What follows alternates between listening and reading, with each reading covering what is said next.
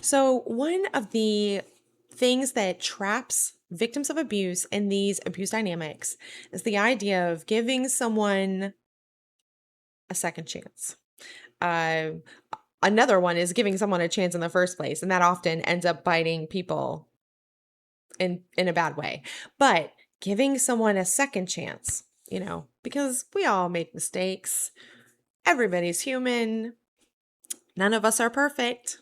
And so the victim, trying to be a good person, trying to be a good, moral, ethical person, and wanting to do unto others the way they would like it to be done to them, they end up giving unsafe people second chances. The thing is, abuse is not a mistake, it's generally a choice. So all humans make mistakes. All humans don't abuse. All humans are not assaulting you. All humans are not trying to control you and make sure that you don't have any autonomy and free will to make decisions for yourself. So already it's not correct. Um, the underlying idea behind it, and I didn't realize this until I started doing Christianity stuff and I started researching it and then I was like, hey, wait a minute. This is what's happening. This is another episode of people are attempting to do Christianity things without the concept or the context of Christianity, and therefore it then becomes like a binding on people. And basically what we're talking about is the concept of grace, which in Christianity is a concept that God gives us grace. Grace is unmerited favor, something that you don't deserve, so that you can come back into relationship, or that you can come back into right standing with God. The problem is people want to take the concept from Christianity without having the Christianity. And the thing is, in Christianity, that grace generally goes along with apologies, repentance, forgiveness, recognition of what you've done. And there is no mistake. It's, I did this thing. It was a wrong choice. I hurt someone or I hurt myself or whatever it is. And I am now asking for that grace and mercy. If you look at our legal system, it essentially is kind of set up that same way, at least in the West, where you have your laws, and then you have people who like enforce the laws, and then you can end up in front of a judge who is going to hear the case and make a determination. Um, and so often, if you break the law, you are now going to have the consequences. Except we do recognize that sometimes laws can't cover every single situation. So though we generally know like killing is wrong, we might see situations where we're like, oh, okay, we see how this happened.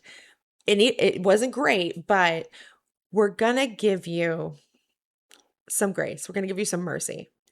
We understand that there were, let's say you were in defending yourself or a loved one. And so we're carving out an exception for you in this moment. So you can have that kind of grace element.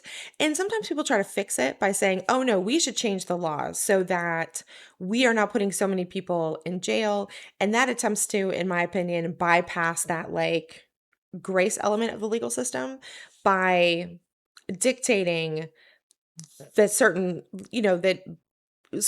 situations shouldn't be as prosecuted as heavily because it's not fair, or we're looking at it from like a poverty social justice perspective, and so we try to put the grace first, and then you end up with people, bad faith actors who end up misusing that intended attempt at mercy.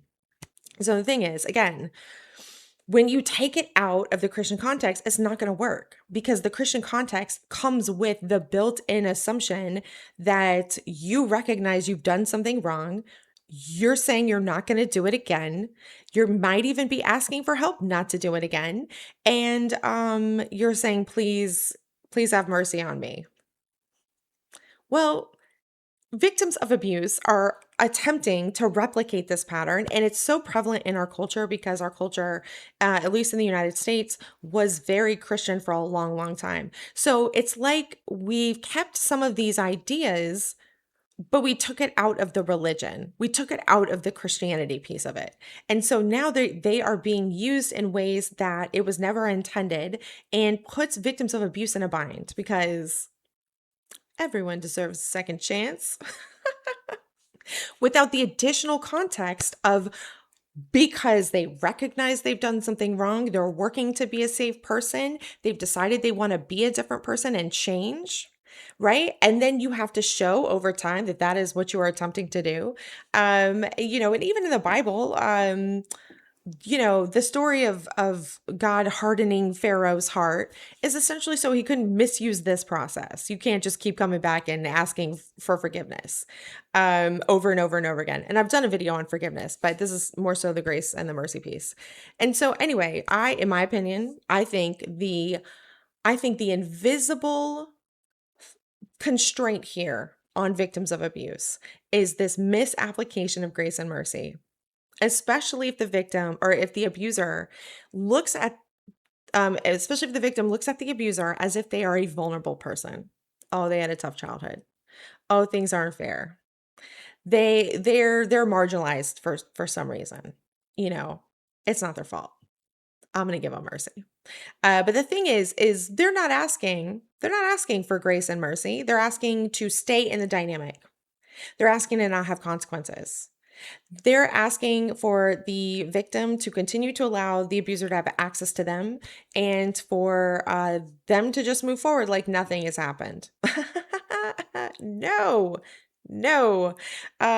So anyway, I I really generally am not trying to talk about Christian concepts in my abuse videos.